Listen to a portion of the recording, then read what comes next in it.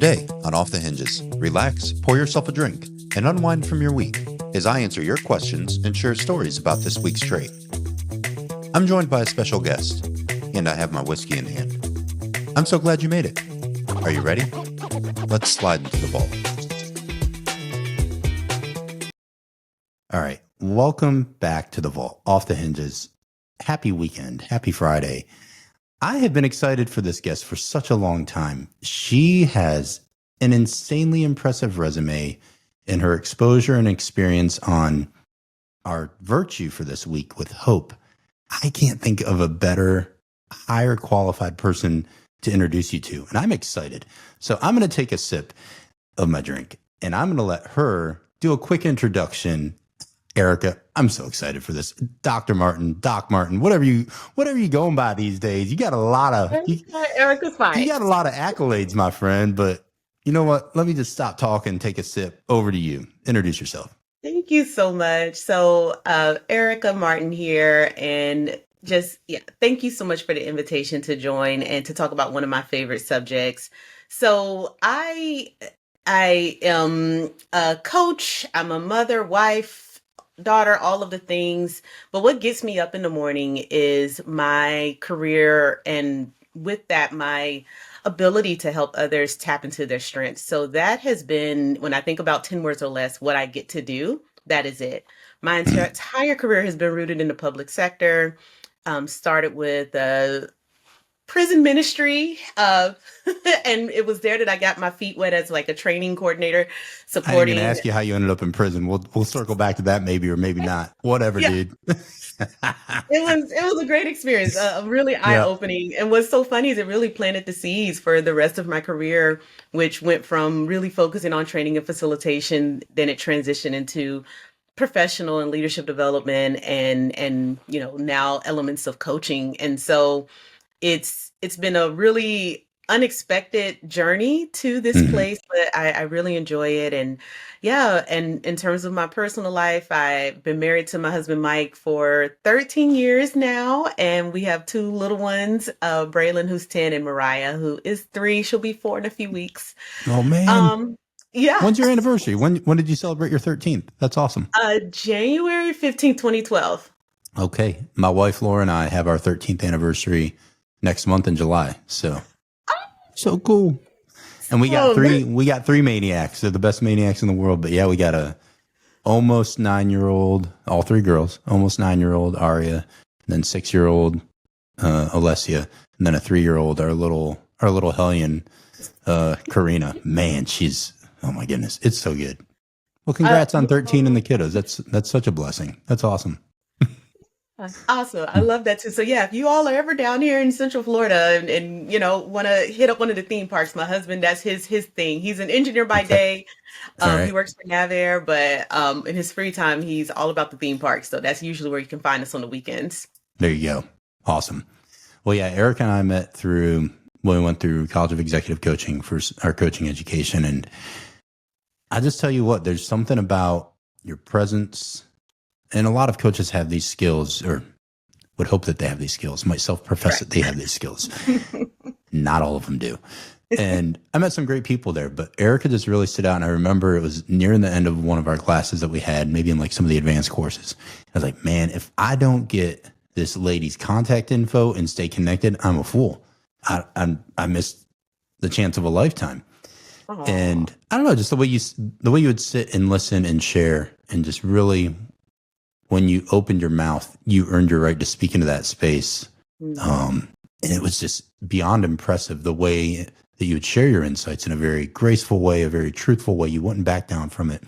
You shared your faith background, which is a lot of what we'll get into, because it's the core of hope. The core of hope, the way you and I believe. And I think regardless of faith walk, hope, in layman's terms for me, it's, if you can see it, it's not hope. It's something that you can't see. It's a hope in a future promise and a future trajectory. And that's so rooted in your faith that you can hold fast to that. So, man, I'm so excited for this. But you know me, I'm going to come off the top with the 3 that I ask everybody, and then we're going to dive in. So first and foremost, because based on the way that we believe, I think you got to ever enter into everything with a posture of gratitude and with thanks. That's how we do everything to kick it off. So what are you thankful for this week? In this space, can I still call you Josh, or is Oh it man, you can Joshua? call me whatever you want, but Josh is just great. I'm calling you Erica, so like I don't Okay, even think I have any. I didn't I don't know have if any we titles or were like rankings. super formal Nah, here. Okay. no. There are zilch formalities, my friend. Okay, good, We're just good. two All friends right. chopping it up. Yep. I love it. Yeah. It's so funny. So I don't know if this came up in coaching, but I lost 40 pounds. I've lost 40 pounds since I've been on this journey for like, we'll just say almost 3 years. So it's been very slow and steady. Hmm. So when I think about what I'm like grateful for, I'm grateful for the stretch. Um, as uncomfortable as it has been, when you talk about hope, I can look back at 2022 and I remember taking my blood pressure and it was extremely high. And I Hmm. remember thinking to myself, if I don't do something about this, things are not going to get better. Yeah. And I recall at that time as I was kind of just journaling and thinking about and praying, thinking about what I wanted, it was, Lord, can you please help me really lean into my physical health and all the things that will come with that? Because a lot of that includes a mindset shift Hmm. and also giving myself grace. I had my daughter, so of course, your body changes. We get to age, all the different factors, right? Right. So at that time, I recall writing down, I am going to lose 50 pounds. And when you think about hope, you're looking in the mirror, you're looking at the pictures of yourself, and you're thinking, I don't see that. I don't see that. Hmm. How is that going to happen and when? Um, and so when I think about my gratitude, and then I do practice the exercise of first thing before you pick up your phone or do anything, practice the three things you're grateful for. And I usually think, the simple things like I'm grateful to have a bed and I'm grateful to have grace that overnight we were protected and wake up in Right. my right mind. But my constant usually is that stretch. And it's because leaning into that stretch, I've been able to physically become stronger. I've been able to lower my BMI and do all of the things to uh, reduce my blood pressure meds. And hopefully the next phase will be to get off the meds and be able to just, Hmm. focus on my nutrition. And I'll tell you, there's been some growth in ways that really surprised me. And I think in that journey, I have been able to really challenge myself when those seeds of doubt would try to plant themselves because I had to, as uncomfortable as it was in that stretch, I had to say, that's a seed of doubt, Erica, Yeah. and Yeah. that is not going to serve you. And I really had to challenge myself every time I would work out and I'm looking at myself or I'm not feeling like the progress is moving it at the speed at which I wanted to move.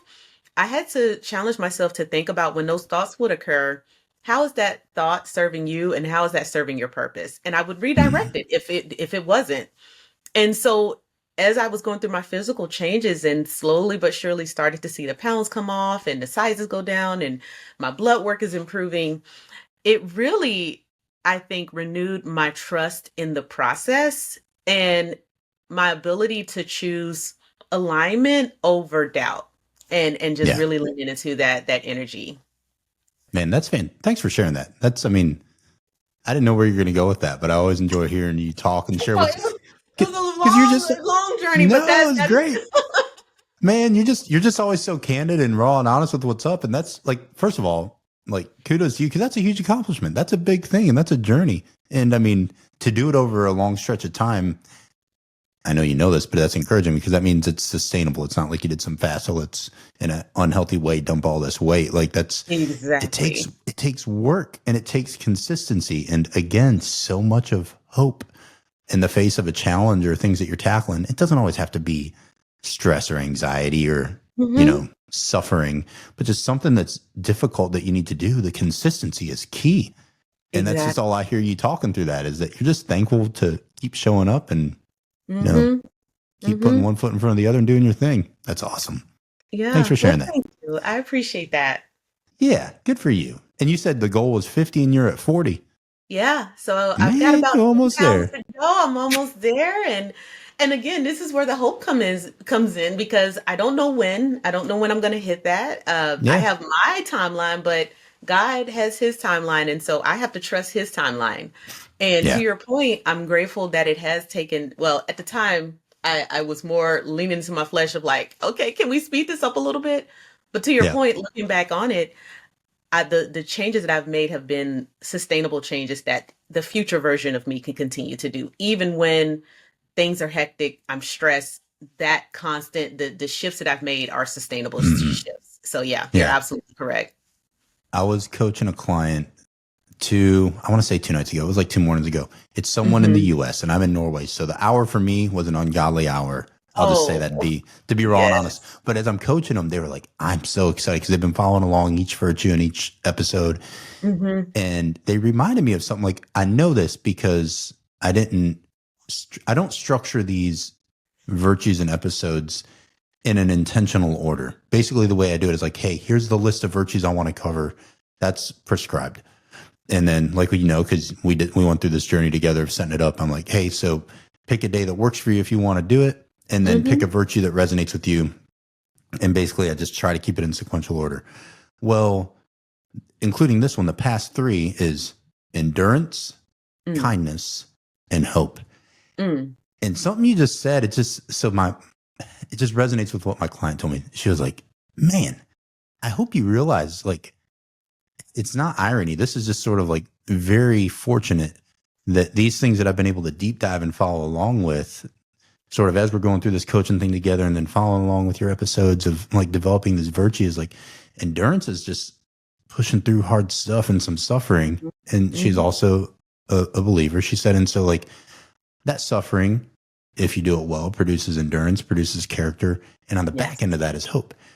yes. But the thing that threads the middle of it, in at least the order we're doing it, is kindness. And what you said about how you've been learning to show yourself grace. So when you're doing a Yes. process, when you are learning to endure, if you can learn to show yourself kindness and Hmm. grace, because that's the only place that it can flow out to others. So it has to be to Hmm. yourself first and loving yourself well Yes. first. And then Yeah. when you can do that, you can sort of hold on to that hope because you have a good space to hold on to it from. And man, Hmm. I was just like, when she said, I was like, thanks for sort of reminding me of that. Cause I do these in the order they come and I enjoy all of them. But sometimes I need to step back and zoom out a little bit and go like, wow, that's a very, in my mind, a very divine ordering of these virtues, to Yeah. be honest, at a very timely point of my life. Cause I've been going through things that I've just on my own been working through because it's life. And for me, it's been helpful to talk with my friends, my colleagues, my family, people like you, and just be encouraged in my own spirit to have faith, to hold on to the hope that I have, to know that there's a promise for tomorrow's going to be better because that's what I've been promised. And I believe in that. So, Exactly. man, look at you. All right. Well, Next thank you for question. sharing that. Ah, that Yeah, is such a just an aha moment, and it just lets you know it that this is. is all connected. Oh, I It is. love And it that. just, it fills me with a lot of thanks. It really Mhm. does. Because, like you said, sometimes it seems like it's such a minuscule thing that we are grateful for. But when we really try to give thanks in everything, you Mhm. realize how much you have to be grateful for it. And that posture shift and that mind shift is everything. Because, Yes. oh my goodness, there's so much.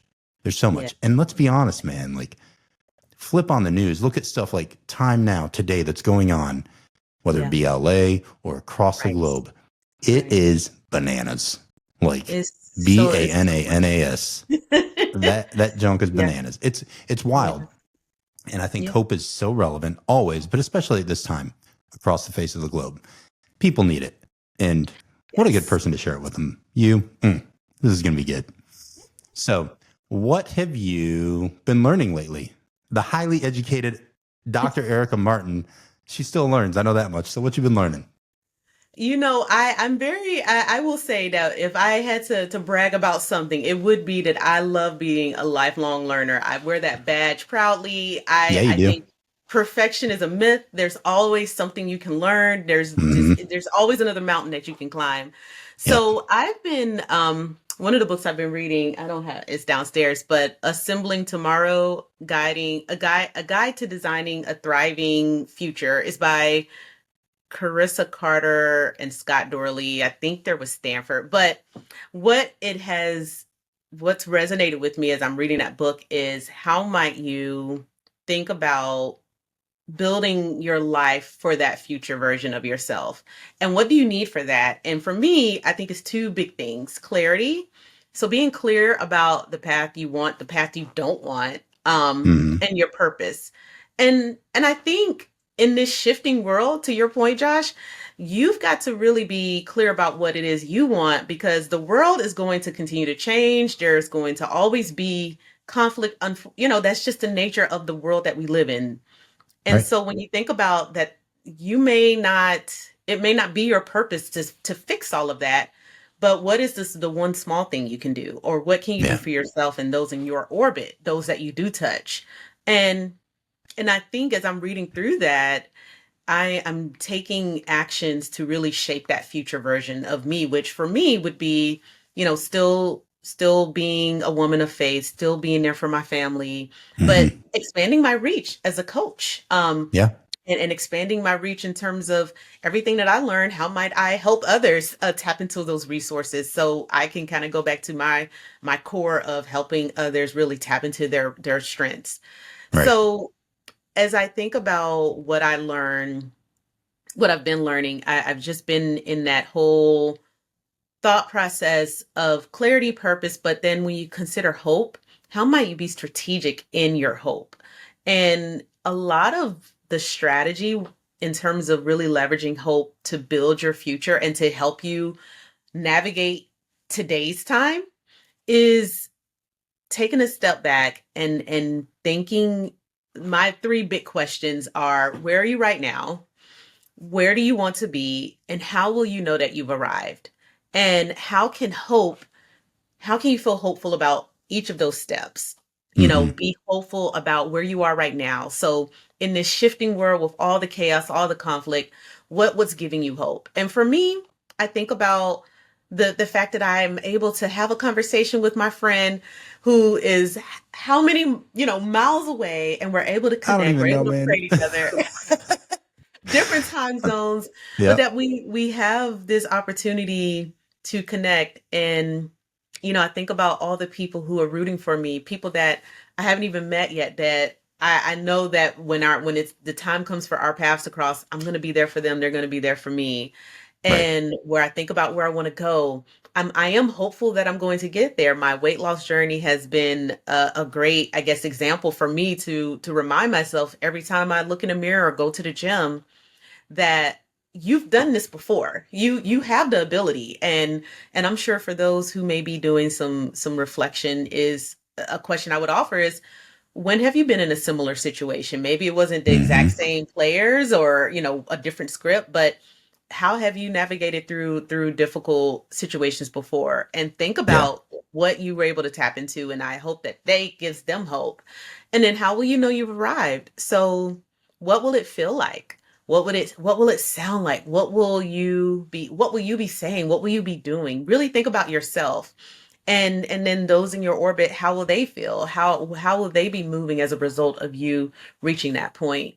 And how might Hmm. that give you hope to know that in the future, whenever that time comes, you're going to be able to again be able to spread your purpose and tap into helping others spread theirs. Because for me, again, I think it's all by design that we're connected, Yeah. and connected for the good. And Hmm. just the more you can really focus on that rather than the things that divide us, or the things that are being put out there for us to think about, us versus them, really just redirecting your thoughts to think about: how can I really tap into almost like that quilt of love. And I know this is where I'm really getting into the Pollyanna, but I Hey, can't help it's it. all right. You're all good.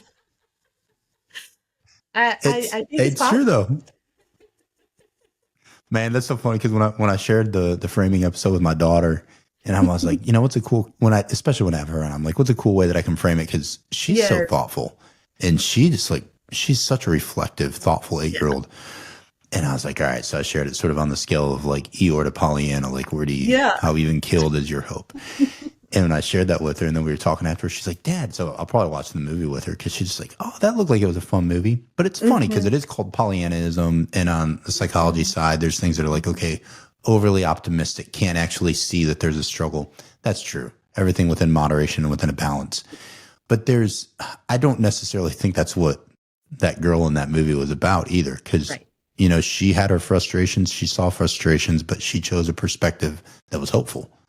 Um, and it's so life giving because there's enough people that suck the life out of everything that we Mm-hmm. go through. Mm-hmm. So to Mm-hmm. meet people that aren't randomly or obnoxiously optimistic to a fault, but at least have a positive mindset and trajectory and fix their mind on things that are useful and good.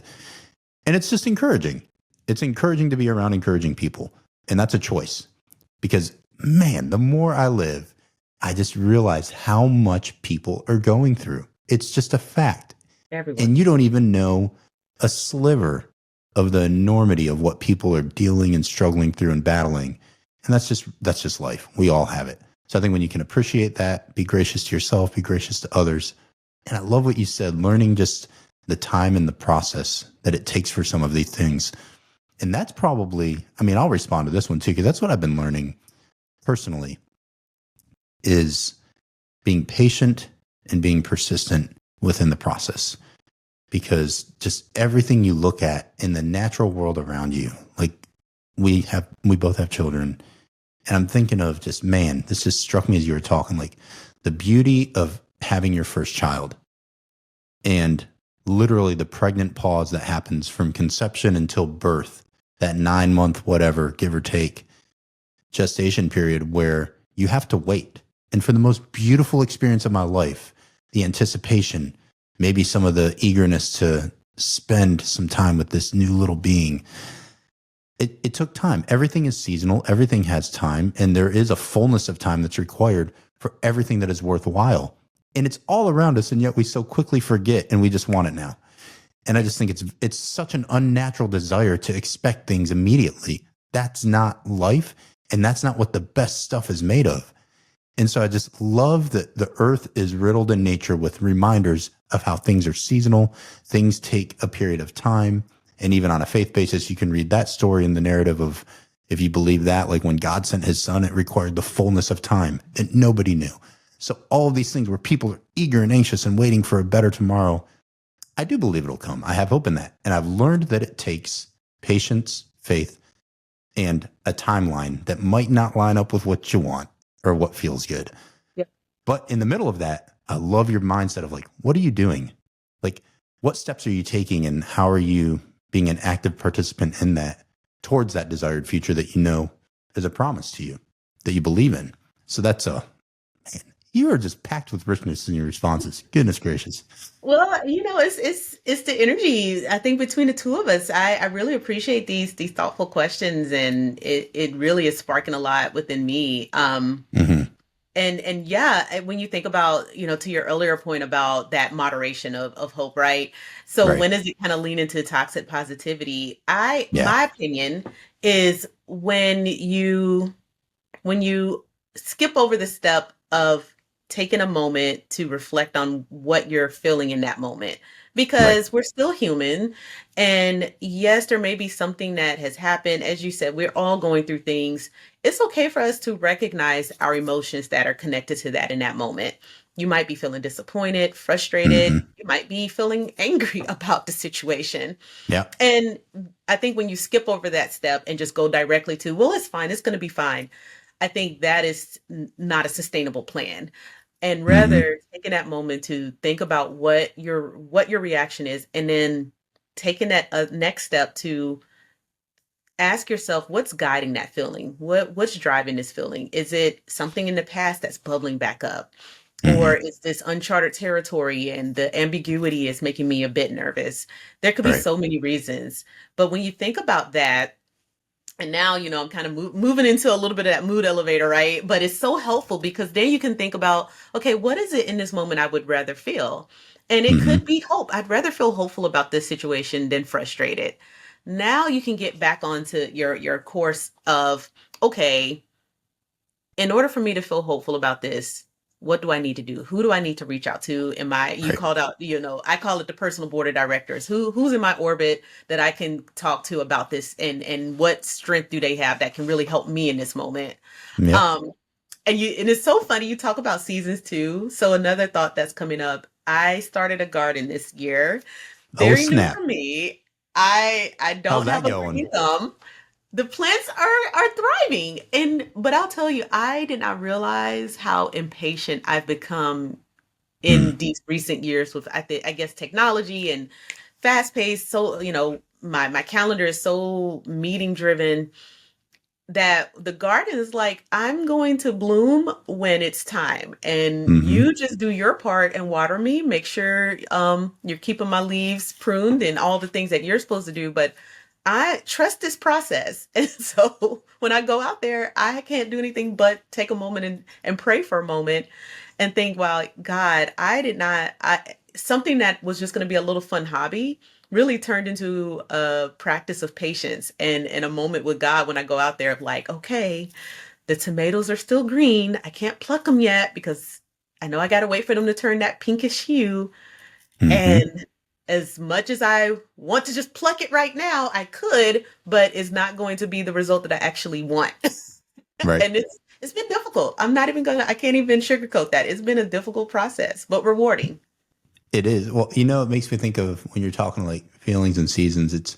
I was listening to, there's a musical artist, Torrin Wells, and I heard him speaking the other day, and he was talking about this idea of just feelings and what we do with them. And he said, the problem with when we bury our feelings, he said, so many of us bury them alive and don't Ooh, actually get them out yes, of there. And yes. then they're under the surface of that dirt, and then they crop up when we don't want them. And that picture of you with talking about gardening and that, it is very metaphorical of what we do. We want to grow good things. We're investing in good things, and we don't prune and tune away the things that we need to. We don't rip out those weeds or barriers to healthy growth that we need, whether that's a bad feeling or a feeling we need to process through in the right way at the right source. And we stuff it to the side, we bury it down. Maybe we pack a little dirt over it so we can't visibly see it and others can't really see it. It didn't go anywhere, and it's still stunting the growth of the goodness that's wanting to grow around it. And it sucks the life out of it, like legitimately. So you just look at those things. And again, there's so many good examples of gardening just for life of that doesn't do, like any good gardener or farmer knows you have to root that out of there. You can't bury that weed alive and just throw dirt Exactly. on top of it and say, now this will grow. You know better. But we don't make that connection from a natural truth to the reality of our lives, emotionally, physically, spiritually, whatever. You, those feelings don't lie. Those emotions don't lie when they crop back up and they weren't really handled at the source. You didn't really nip it in the bud and get that root out of there. It wraps around, it smothers you, it struggles you, and it sucks the life out of you. And it's terrible. So I just think I loved that visual that he gave. He's like, we just bury it alive. And I was like, man, that was good. Because it's true. I struggle with it too. Like, you can't curb it. You got to deal with it. And that process takes time. I mean, there's so much in that. So, Yeah. man, that's good. All That's right. really So, next one. How do cool. you hope to grow and transform as hopefully you can find some time for rest and reflection as we head into the weekend? So this has been a busy summer and it will continue to be a busy summer. And so I recognize that I have to be really intentional about taking those moments to rest. Mm-hmm. And so, this weekend is Father's Day weekend. So happy early Father's Day, at least in the US Oh, we're thank you. celebrating. Yeah.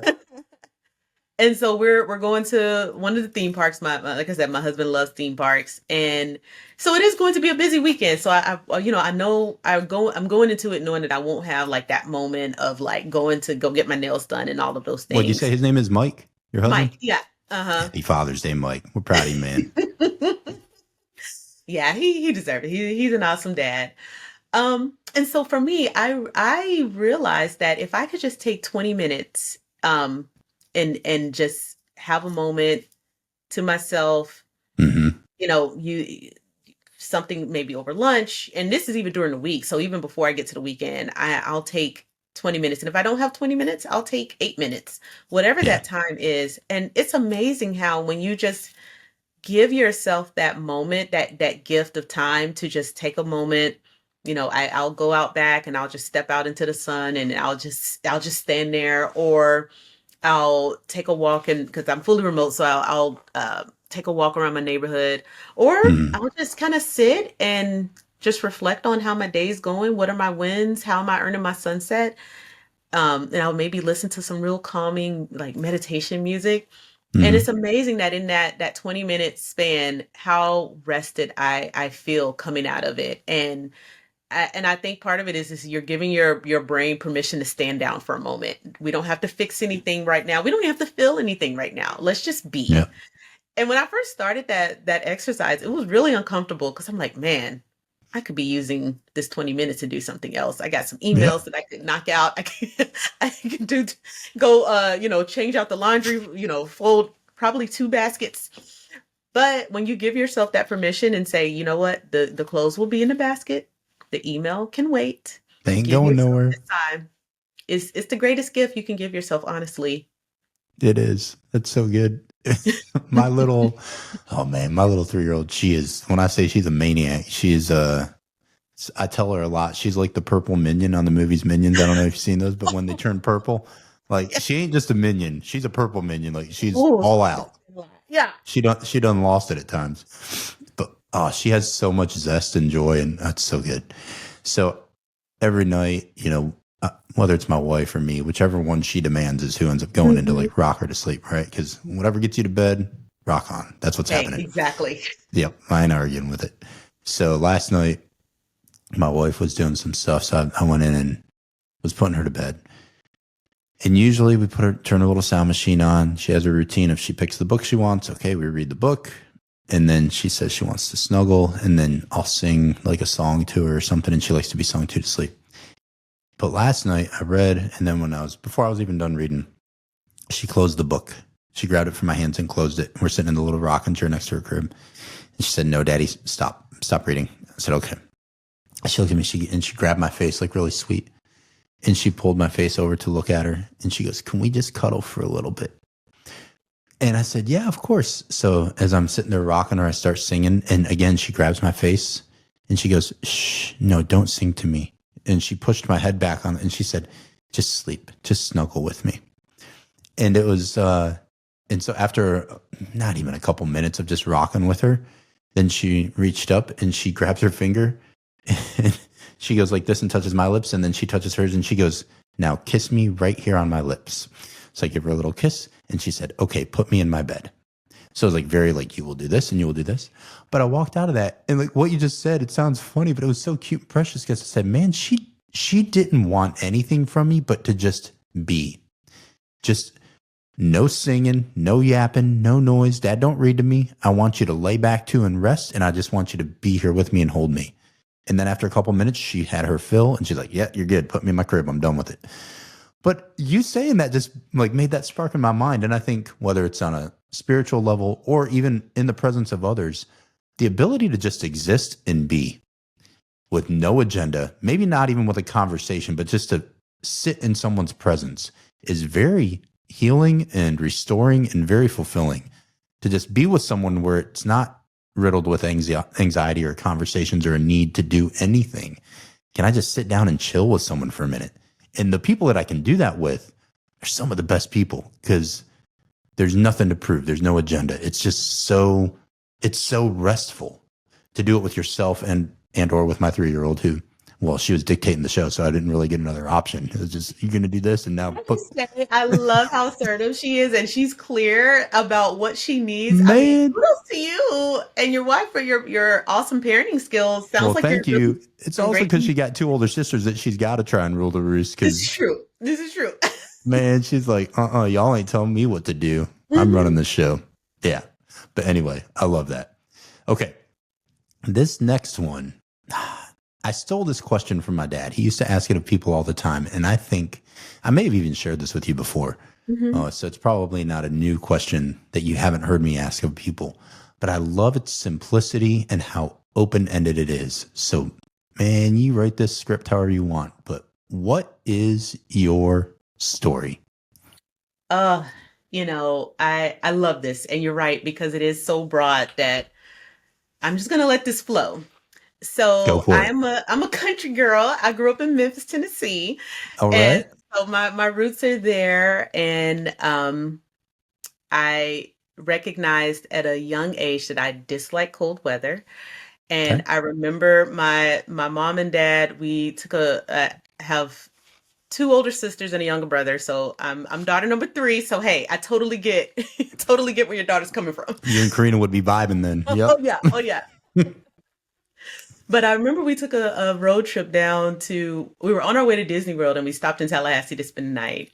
And I Mhm. remember at the time we stopped, I think in like an Applebee's, and I'm seeing all this garnet and gold, and I'm thinking to myself, oh, what is this? And seeing, Florida State University and just all this, the signage and things, right?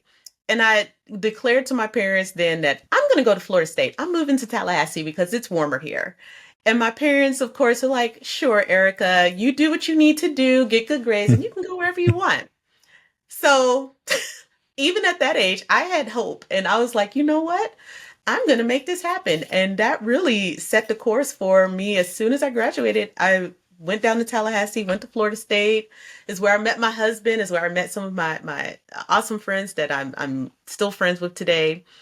And from there, it's amazing that when I graduated, I didn't really know exactly what I wanted to do. I knew I didn't want to move back home, but I wasn't quite ready to just dive into a master's program.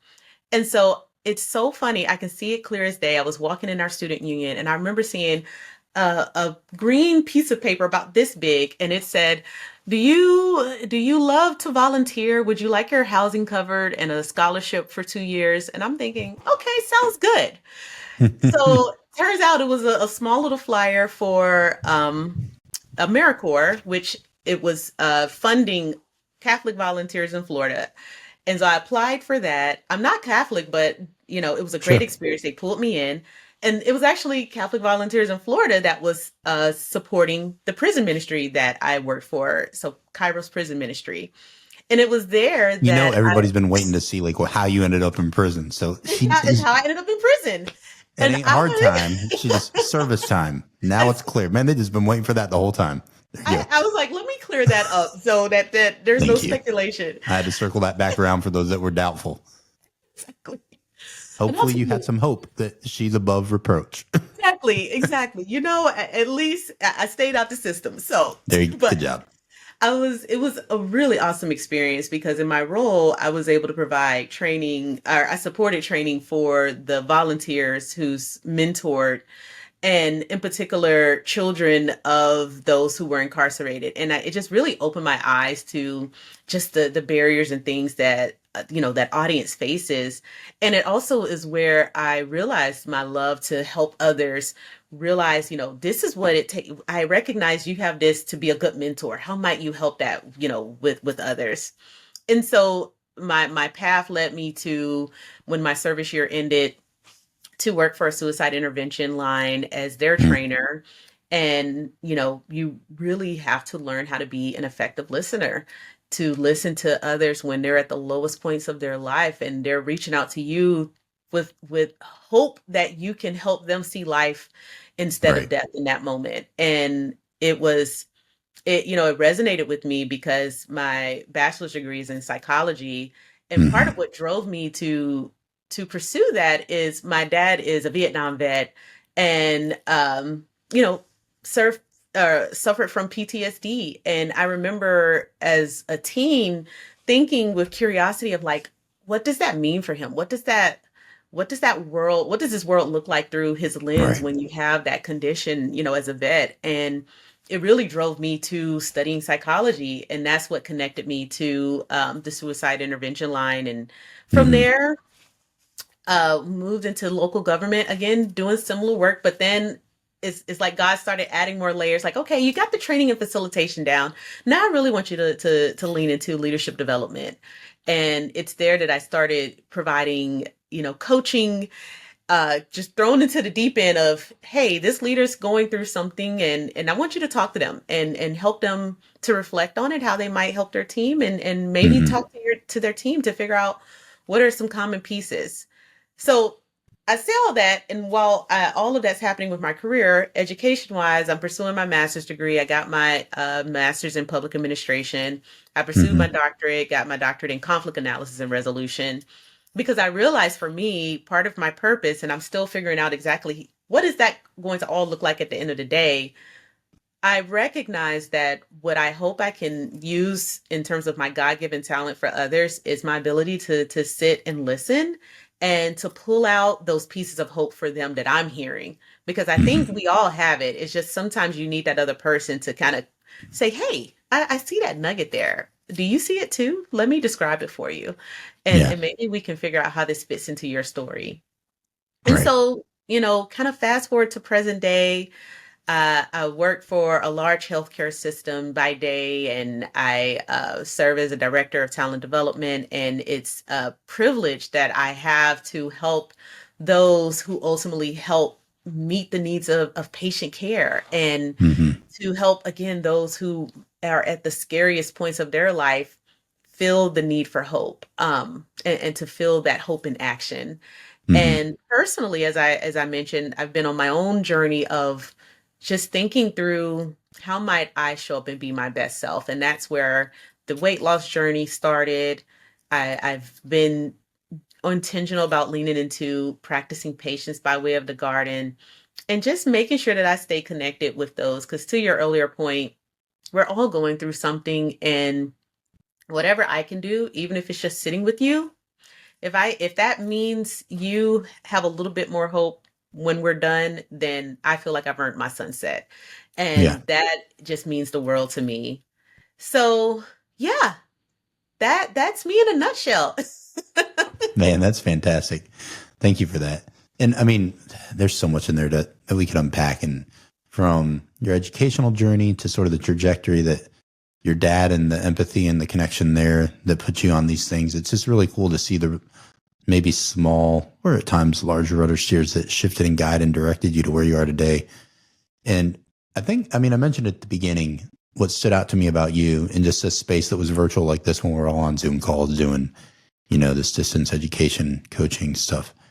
But it was how, I guess to put it concisely and precisely to me, there are a lot of people that try to use their voice to make a point. And that's no different in any space like that. Even sometimes, whether it be instructors or facilitators, like some people love the sound of their voice and their experience. And that might come from a good place. But when it's very self fascinated, it pops out immediately to me and I can just hear it. And you weren't quick to speak, quite the opposite. You were very quick to listen to people. So that makes sense now how you were well tuned and trained for that. Because obviously I came on the backside of all of your working the crisis hotline and these different things. So I know that's been something that you've shaped over time, even if it was a gifting early. But you don't sit and engage with people to make a point. You really do desire and prove that you want to make a difference. And there's such a difference in those two postures to me, because someone who's trying to make a difference does apply listening before they speak and does try to really relate to where this other person is and then go, okay, if anything, do you need anything from me, first of all? And if not, I'm just happy to be here with you. But if you do, I think your desire to be a lifelong learner really comes from a heart of, I always want to be a valuable resource. And that requires exhaustive work on my part to actually be of service to you. And that just shines through in who you are. So in that story, I know there's so much in there that we can unpack, but that's just the way you present yourself. That's how it comes across. And I hope you know that. And you can step back and appreciate the time frame and the journey that you've been on. And like, that is how, at least by me and many that have engaged with you, whether it's Stacey Gideon, who I spoke with just a couple days ago, and she's like, God, Yes, we're going my to have Erica. I friend. love Erica. We catch up too. Like, so just know you're doing some fantastic stuff, regardless of accolades or certs and degrees and all these things, which of course you have. Those are fantastic. But just as a person, I think it's really encouraging to see people like you who actually care, actually dive into making a difference for people. So, and what a fantastic story. Thanks for that. So Yeah, I well, want, I received that. Thank you so good, much. as you should. Yeah, yeah. Thank you. You're welcome. How do you define or frame in your own terms, through your own experience, this virtue of hope? That's the next question. And I think we've sort of started dipping our toes in the pond some, or maybe even just jumped in, who knows? But if you were going to just like off the cuff, give someone an elevator pitch for like hope, how would you frame that up for them? So there's a hope theory that's out there. If Mm-hmm. those who like that scholarly research. So Yep. I think for me, I like to have frameworks. It really helps for me to have that visual. If you Right. were to see my office, I have sticky notes everywhere. I'm a very visual person. So when I can put things into boxes and like have that image, it really helps me. So maybe this will help someone else. So Mm-hmm. when you think about the virtue of hope, there are three kind of elements that you want to have in order for it to be something that is tangible and sustainable. Right. You got to have the belief, so the agency, so the belief that you can do it, and it starts there, full stop. You've got to have an open mind and open heart. Again, I'll use myself for an example. Back in 2022, when I was thinking about how am I going to start this, just I think I started with, if I could just lose 2 pounds this month, that would be a win. And I did believe that I could do that. And I knew in my heart of hearts, I was like, I know in my heart of hearts, I can reach this goal. I just don't know how I'm going to get there and what I need to do to get to that point. So Mm-hmm. that's the first. The second is the pathway. So being clear about what that path looks like for you and understanding that that path may shift and it may have some curves, it may have some bumps, and that's okay.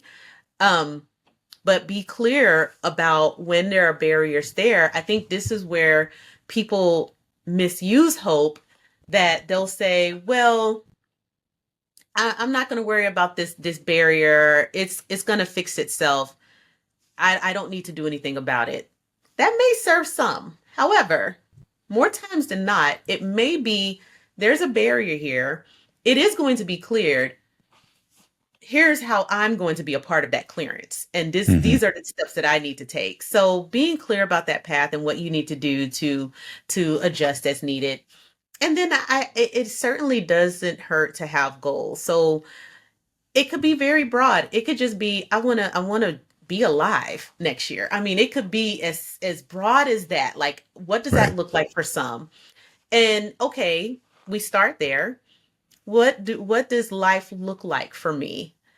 I want to be thriving. Okay, what does thriving look like and feel like? Well, I would like to be in a better financial situation, or I want to be closer to God, or I want to make sure that I've improved my relationships with others.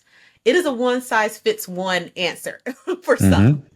Mm-hmm. And so when you think about those goals, the here and now, so for some, it might be overwhelming to think about like 2030 or 2026. You can even think about, by the end of this week.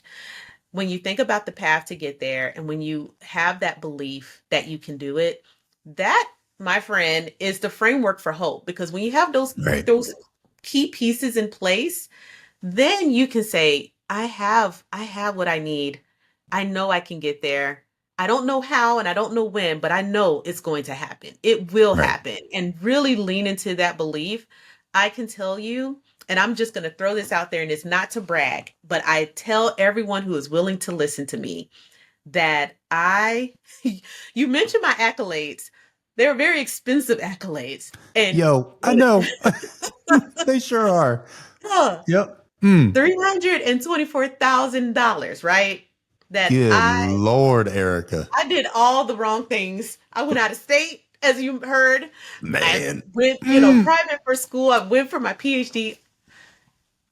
All of that balance, that 324,000, went to zero in 2023 overnight. And I know it was part of me putting in the work. I Right. was, working through the public service loan forgiveness program, but it was also Mm-hmm. the hope. I didn't give up. Right. And when you see a number like that, I mean, that's a really nice house here in Florida. That ain't chump change. Not to me anyway. Change. Come No. on. No. But it was the hope, and it was my goal of, I don't know when, but I know I want to have these student loans off my back. I had the Yeah. path of, I'm going to pursue it by way of working in public service, and the belief that I could. It was those Mm-hmm. pieces and staying connected to God, that I know it was him. It Right. was him. And That's overnight, amazing. just like that. Boom. Man, what a gift. That's awesome.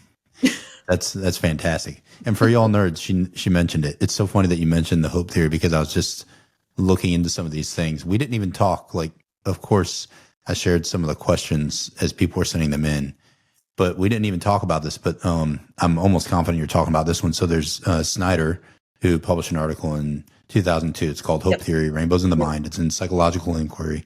Hmm. And for those of you who want to get it on Saturday before I do Monday's episode with Fred on Back to Good on how we apply hope, I will share in Substack just some notes and reflections and things, and I'll put it in there. But if you want to go check this out, it's Snyder's Hope Theory, an article published in 2002 called Hope Theory, Rainbows in the Mind. It talks just about those things: agency, pathways, perceived capacity, perceived ability to generate routes to those goals, and then the individuals that demonstrate flexibility in their thinking, and then get that emotional resilience across challenges over time.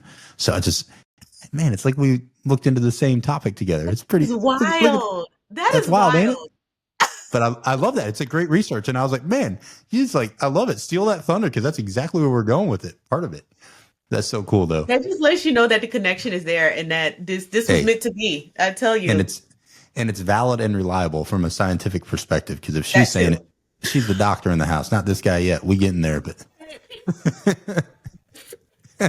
yeah. All right. Next question for you. So I'm going to Mhm. read this. I'm going to read this slowly, just so that you and the listeners get it. It's a little bit of a twofold, but it's not lengthy, but I think it's really well put. So I appreciate the person that sent this in. So, can you share a personal story of a time that a person or experience helped you feel or access hope when you felt overwhelmed or paralyzed by fear and found yourself without hope? And then, sort of, the part two of that is, what do you carry away from that experience into situations that desperately need a glimmer of hope? So, I'm just going to, again, reread it one more time, just so it sort of sinks in and marinates for the people listening. And then I can't wait to hear your response. So, can you share a personal story of a time that a person or experience helped you feel or access hope when you felt overwhelmed or paralyzed by fear and found yourself without hope? And what do you carry from that experience into situations that desperately need a glimmer of hope? What you got? Yeah, this is just it's a question that just really sparks so much within me. And in full transparency, I have to share my journey to Mariah, my daughter. Mm, So you may recall my son is 10 and my daughter is 3.5. She's about to be 4. So there's about a 6-year gap, right? okay. That Yeah. wasn't intentional. We were hoping to have, our second child right after Braylon, just so that they could grow up together, all the things, right? Yeah. Yeah. And we were faced with unexplained infertility. We went to the doctors, Mike got checked out, just we did all of the things that you do, and nothing was happening. And I just remember feeling like I failed our family because Yeah. and this is my mind, my emotions of just that guilt of like, wow, I don't know. We were able to conceive and have Braylon, and then thinking that it's just going to be simple, and it wasn't. Hmm. And when I think about the individuals that were in my life at the time, and it was difficult. Part of why it was difficult, of course, the not knowing the why, of why aren't we able to conceive in our timeline. But it was also difficult because I'm of a particular age where everyone in my like friend zone, we're all, having children, and I'm, seeing all the pregnancy announcements, and of course you're happy for them, but there's that part of you of like, that feeling of like, oh, when will it be our turn, Lord? When are we going to have our little one too? Right. And being grateful for the child that we do have, understanding that for some they didn't reach that point, so still trying to lean into that gratitude, and now feeling Hmm. guilty about feeling what you were feeling before, right? So just really spiraling. And I remember having a conversation with my mom. Oh gosh, Josh, she continues to be an anchor. She actually just left this morning because she came over to help with the children and folded some of my clothes last night. So I am a mama's girl to the Thanks, end. Mama. Thanks, Mama. Oh my goodness. But I just remember going to her one day, and we like to have tea together. And I shared with her, like, Ma, I just feel like a failure. As a woman, I don't know what I'm doing wrong. And I just remember her looking at me and saying, "Do you trust the Lord or not?" And I was like, "Well, of Mm. course I trust God. Of course." She said, "No. Do you trust him or not?" And I said, "Yes, I trust him." And she said, "Well, if you truly trust him, you're going to trust that there's something bigger than you that's happening, that's wanting him to pause your conceiving this child. And you've got to Right. trust it. And if you don't trust him, then good luck. Like I don't know what to tell you. But you've got to trust this process, Erica." And I remember thinking, okay, I'm gonna trust. And every time those thoughts would flutter up, I would ask myself that question: Do I trust God or do I not? Because, Hmm. and it's so funny. So 2020, of course, we all know pandemic happened, right? And that November, I did a transformation with my hair. So you can see I have sister locks, right? So before Hmm. I was natural, I didn't have this. And so in order to get sister locks, for those who aren't familiar with this hairstyle, you have to get what they call kind of like an installation. So they do these little braids and it's a whole process. But when you're Hmm. done with it, you are able to essentially, do things with your hair that, you know, before you would have to do in terms of like combing and using like the traditional tools, right? Right. So Right. I remember that week that I got it done. It was a 2-day process. So I got it done, I think we'll just say Tuesday to Wednesday. Thursday, I threw out all of my hair care products because I wasn't going to need them anymore. I'm like, I don't need this. I'm free. This is my release. We're good. Josh, how about that Saturday? I took a test because I was like, something feels off. And I was Hmm. pregnant and it was with my daughter, which, as you know, is like, I just threw out all of these hair care products. Had I known that she was coming, I would have kept the hundreds and hundreds of dollars of hair products that I had. But Yep. it's just full circle of, trusting the process, trusting God, and I don't know if it was something about that release too of throwing out all the hair care products that I'm sure there's some sort of connection there of my daughter making her debut 9 months later. And Mm. now I sit and I style her hair, and every time I pull a brush out or I comb, I think about that moment of like, wow, I really trusted to just reset and it came back tenfold. Yeah. So so I guess this is my long way of just sharing, having my mom as my anchor, and her asking me that key question really made all the difference. I love it. Yeah. And what I hear from that, I'll ask you if this is an accurate way to tie the bow around the back end of that question then, because Hmm. it's what do you carry from that into situations that desperately need hope. And I feel like hope is such a relational transaction, Hmm. not just with your faith, but also with other people who share that belief in you when you might not have it. And I feel like those connections and those relationships, like you said, maybe you're, you called it like sort of like your little executive board or your committee or whatever you said. But for Hmm. me, it's like I have a small table of decision making and there's only so many chairs around that dinner table. And who I let sit at that table of decision making and journey through life with me is very selective. And if you don't Oh get a yeah, seat, you don't even yeah. get to be in the room. You Hmm. ain't coming into that tight circle. It's a Hmm. small select few. And I feel like that's, from what I hear, that's sort of what I carry away from just that story. And thank you for sharing it because that is deeply personal, but it's real.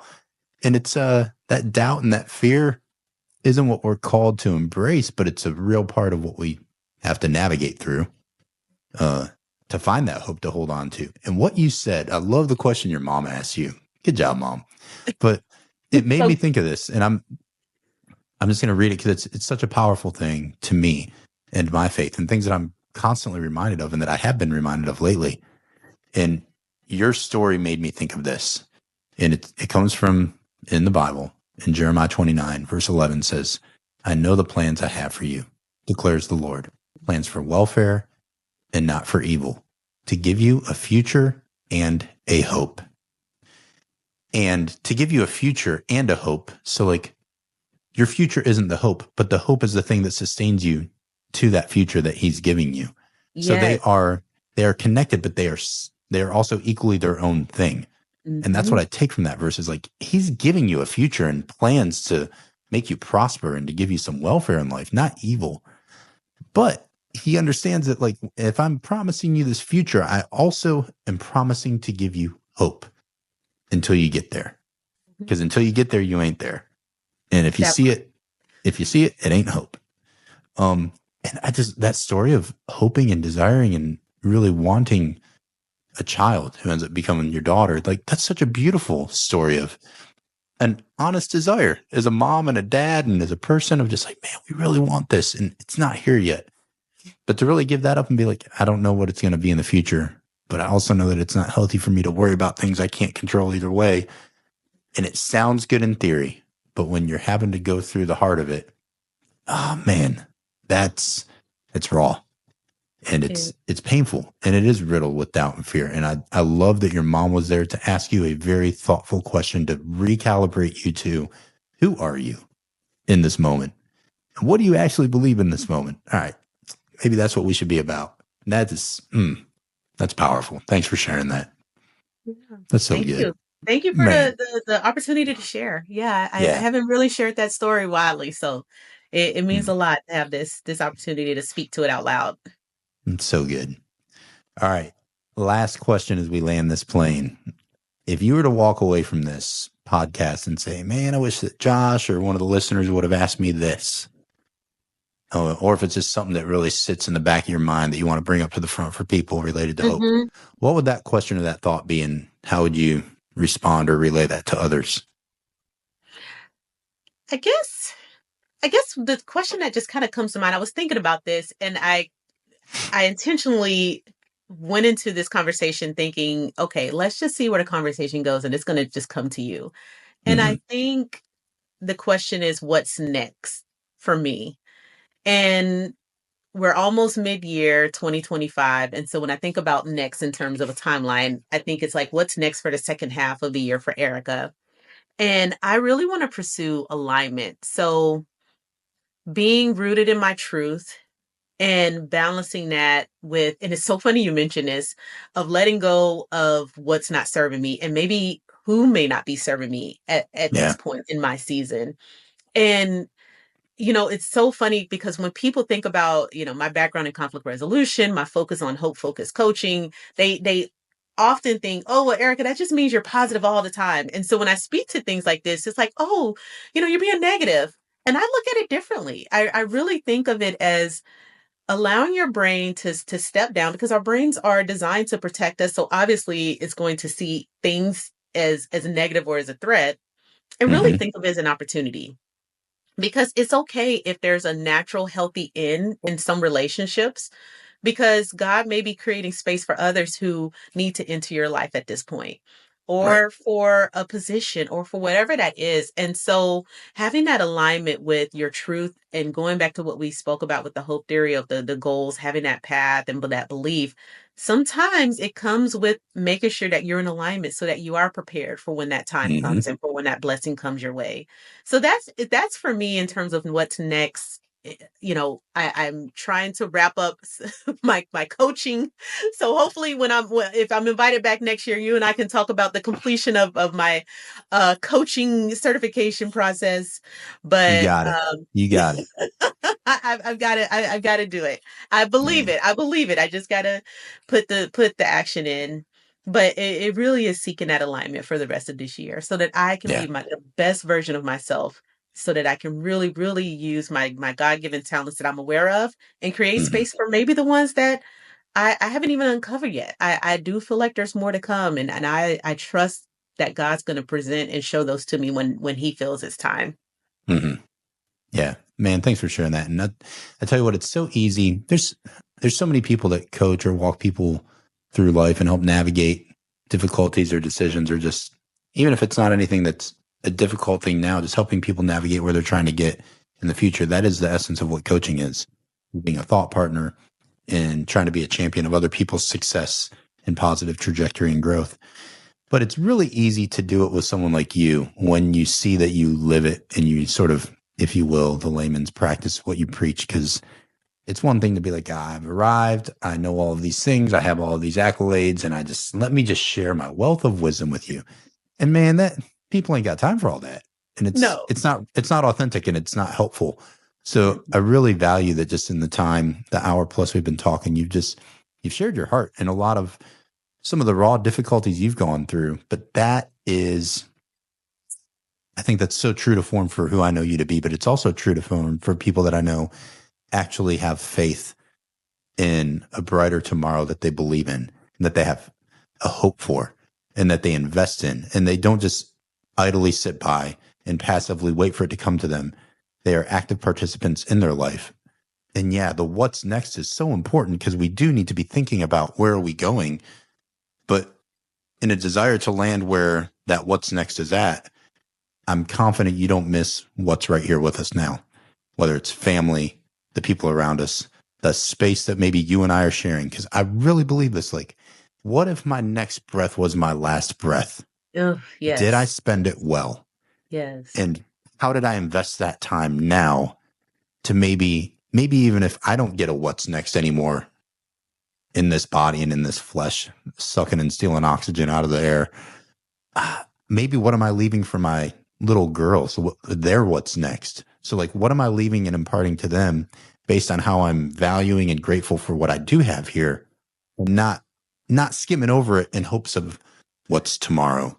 So I think it's such a difficult balance to really get that even keel of, I do care about the future and I don't need to be blind to it. I need to hope for it and invest and take part in it. But man, I can't miss what's right in front of me in that process. And I think you hold that balance very beautifully, very graciously. And as I talk about my little girls, I say this every episode, but like, it's so great to connect with people like you. But this is for my wife and my girls. Like, if anything, it's something where maybe they can look back one day and be like, man, Dad talked with that awesome girl, Erica, and we learned so much from her and she's so cool. And like, I just hope they can look back on these virtues and these just real conversations and see them for the gift that they really are, of just two people opening their hearts and sharing for a brighter tomorrow, maybe for them. Maybe we won't even see the fruit of this. But like you said, we're planting that seed. We're trying to nurture it. We're trying to develop it. And I hope it gives them a better tomorrow, because I actually hope that, in the true sense of it. I have faith in it. I believe it. I know it's there for them because it's promised to them. If I can take a part in that, man, what a gift. And the fact that you took a part in that, I'm so honored. I can't even tell you. It's just fantastic. So good. So before we sign off, over to you for any last thoughts, words, and then we'll drop that mic and get out of here. What you got, my friend? Just gratitude to know you and to have this time with you. It means so much, giving you my heart. And I can tell you, just from what I've learned about you, what I've seen from you, you are a living love letter to your daughters, and Thank you. you're doing amazing. And yeah, it just keep going, and know that I'm rooting for you, and you're doing amazing, powerful work, and you're planting seeds that you're doing incredible things with this. And I'm just so honored to be a part of your journey. Yeah, you too, my friend. And for all y'all listening, go check Erica out. Driven to Reach is what she's doing. That's her handle on Instagram. You can check out Erica Martin, PhD, SHRP, I think, on LinkedIn. So go check out her pages and invest in supporting her any way you can, or at least follow along and encourage her, because she's a fantastic human. You just got to listen to such a gifted woman giving up her time for you. So like, pay it back, pay it forward. Go support this lady. Encourage her, because she's such an encouragement to us. Man, I'm so thankful for you, my friend. Happy Father's Day again to Mike and to all you dads out there. And stay tuned, because on Monday, Fred and I are going to jump into how we, as believers, husbands, fathers, friends, jump into this space of hope in a world that really needs it. So we're going to keep the conversation going. I'll throw some stuff on Substack where you can like marinate on it a little bit over the weekend. Then we got to roll up the sleeves and get after it. Hope's nothing if you aren't actively pursuing it. So we got to go from this theory into practice, and that's what's next. So I hope you have a fantastic weekend, Erica, and to all of you, thanks for joining us. Cheers. Have a great weekend. Thanks for tuning in to this episode of Off the Hinges. Don't forget to follow Foundational Coaching on your favorite social media platforms. Kick off your Saturday with me tomorrow morning at Coffee and Reflections on Substack, where I'll share my reflections and stories on the weekly virtue. I'm honored to be a part of your story today, and I'm proud of your growth, my friend. I can't wait for our next time together, exploring the vault.